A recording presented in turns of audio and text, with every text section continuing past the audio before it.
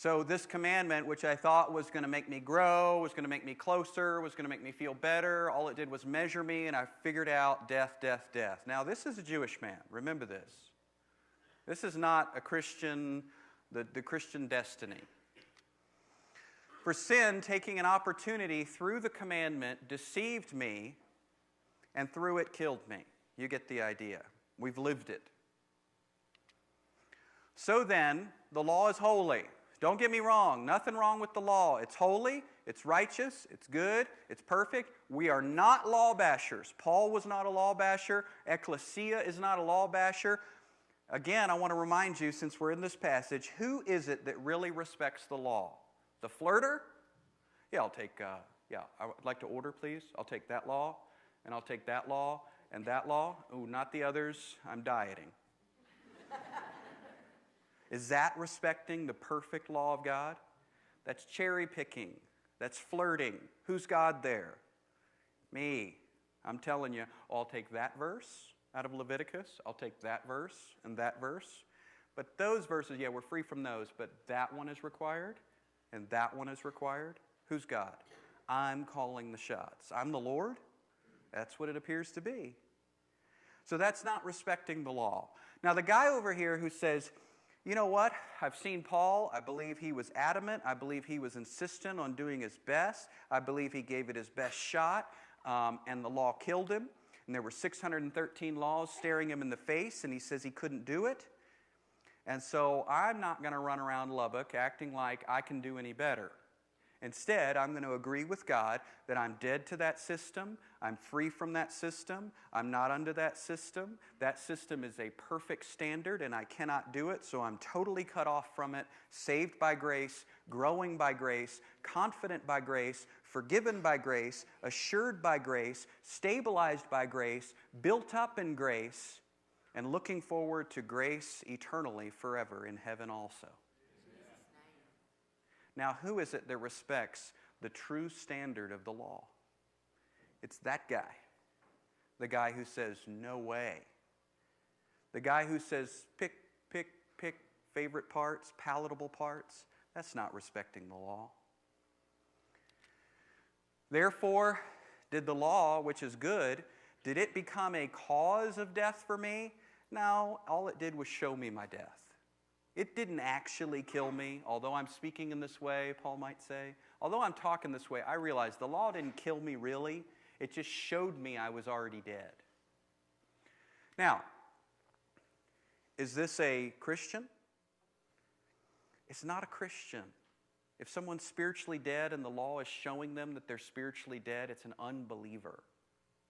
Therefore, did that which is good become a cause of death for me? May it never be. Rather, it was sin in order that it might be shown to be sin by affecting my death through that which is good, so that through the commandment, sin would become, gross. I just thought it was mildly sinful, but it's despicable. I'm despicable. 613 ways of showing me I'm despicable.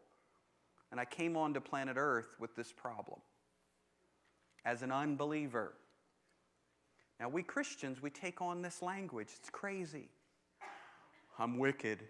Lord, I'm wicked. I stand before you on my knees. I'm wicked. I pray that you would somehow clean me today.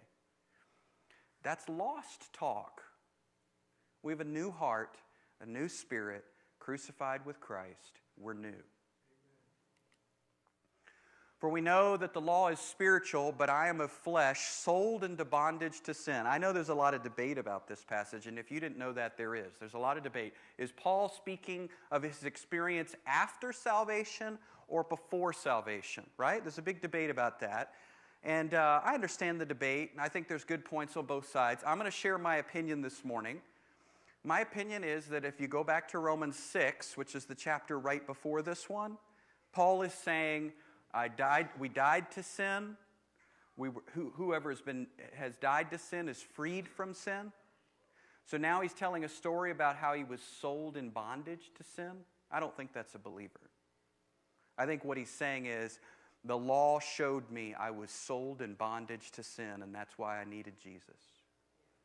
Now, The reason I think that's a little bit important is because people will say, well, there's really no victory this side of heaven. I mean, look at Paul. Even Paul, Romans 7. I mean, that struggle is just, that's natural and normal. And I mean, so if I have an addiction or I'm struggling with a sin, I can't really hope for a victory over that on this side, because not even the Apostle Paul. I mean, Romans 7.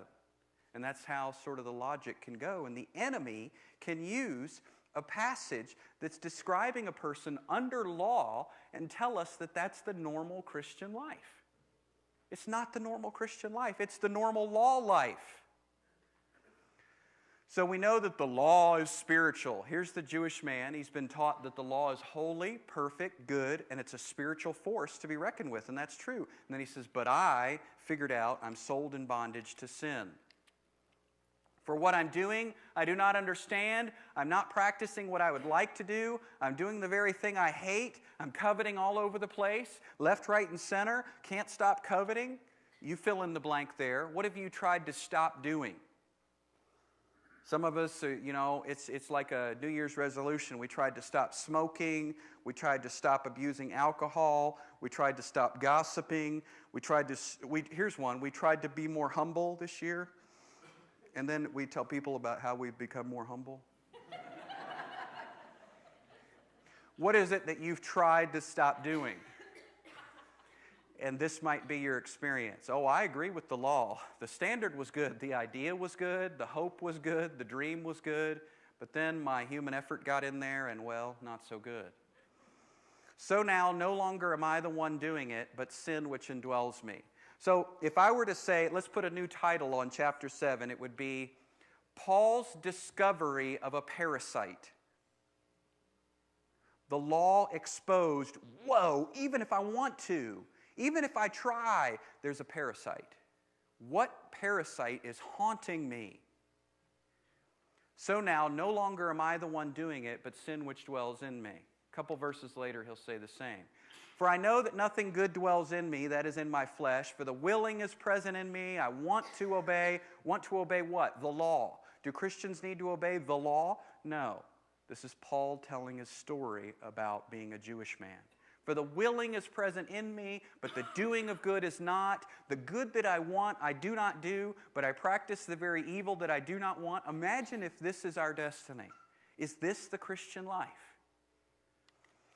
But if I'm doing the very thing I do not want, I am no longer the one doing it, but sin which dwells in me. But I thought you just said in verse 17, yeah, I did say it, but I'm saying it again. Twice he says it. When I do the very thing I don't want to do, it's not me, it's something in me. This is rarely taught in Christian circles, this fact right here. You could listen to 500 sermons in many places and not ever get the idea that there's a sin parasite dwelling in us. And the member has access to us through our brain, our mind, the physical world. There's something that causes temptation that is not us, and it's a parasite. And before we were saved, we were slaves to it, strapped into it, harnessed to it. And the whole point of the gospel is that harnessing, those chains have been cut. And we don't have to listen to the parasite called sin. So there we are, beautiful new creation, chains are cut, dead to sin, alive to God, and then we take on an identity of dirty, rotten sin. I'm just a, and we're not seeing it. No, that's the identity of the parasite. You are not the parasite.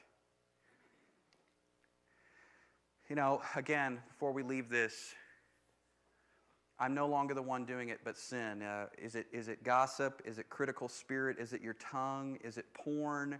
Is it lust? Is it, you name it. If you could grab a hold of this, when we see this is a relief to our spirit. We see, okay, now I see what's happening.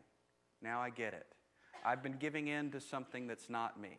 I've been letting something else do the talking, so to speak. I've been letting someone else do the looking, so to speak. I've been letting something else participate, using my body as a tool instead of offering my body to God. I find then that the principle that evil is present in me, the one who wants to do good. For I joyfully concur with the law of God in the inner man. But I see a different law, a different principle, a different power in the members of my body. Where is it? In my body, waging war with my mind, against my mind, against my mind. So even if my mind thinks and tries, this is waging war against my mind and making me a prisoner of the law of sin, which is in my members. All right, stop here. So, all right, let's say that this is a non-Christian. Let's say that this is Paul before salvation. Did you get a new body when you became a Christian? No. So is this thing still waging war in the members of our body? Yes, but we're dead to it in our spirit. So that's the battle we've been feeling. Us against sin. Not half good me, half bad me. Us against sin. A big deal. Wretched man that I am, who will set me free from the body of this death? Thanks be to God through Jesus Christ our Lord. So then on one hand, I myself with my mind am serving the law of God, but on the other hand, with my flesh, the law of sin. In other words, this duality, that's what he's feeling. But thanks be to God. And Romans 8,